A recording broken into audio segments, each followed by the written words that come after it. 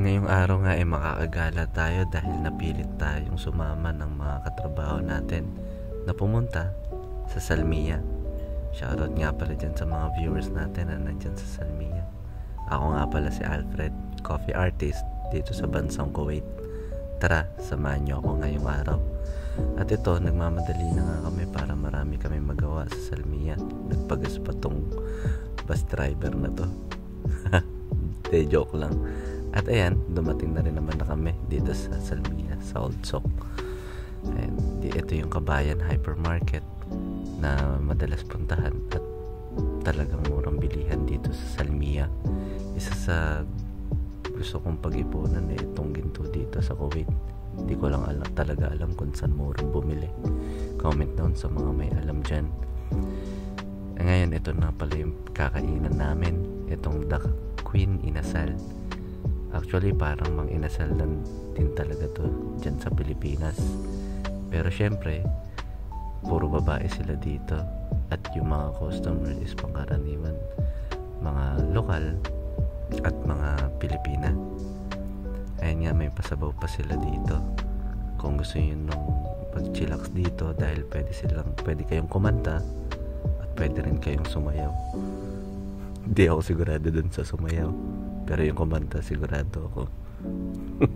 At ayun nga yung laing, napakasarap niyan. Miss na miss ko yung lasa niyan. At syempre, itong inasal na may toyo, sili at kalamansi. At only rice pala to, kasi may dala akong rice cooker dyan. Buti na lang nasabihan ako ng tropa na. Isang ba kanin? May kanin pa ako dito. Ang lito, pre. Ha? Ay, ano ba ito? Oo. Lagyan mo yung pan mo. Oo. Yung rice cooker. Oo, itangag mo. May kakainin ka na mo. Gago. Ay, may ito. Kanin lang. Nga mo, may rice.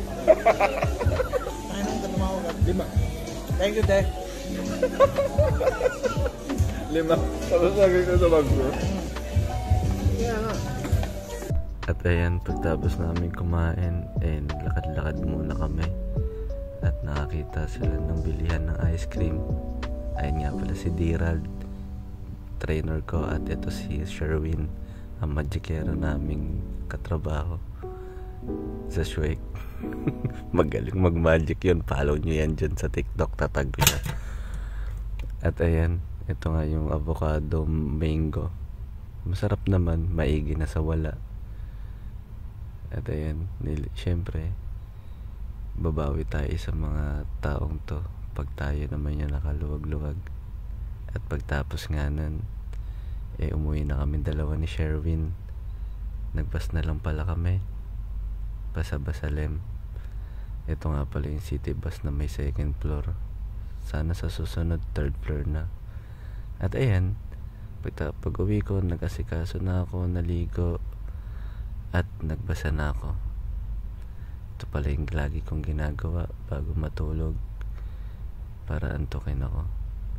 Ayun lang. Salamat sa pagsama.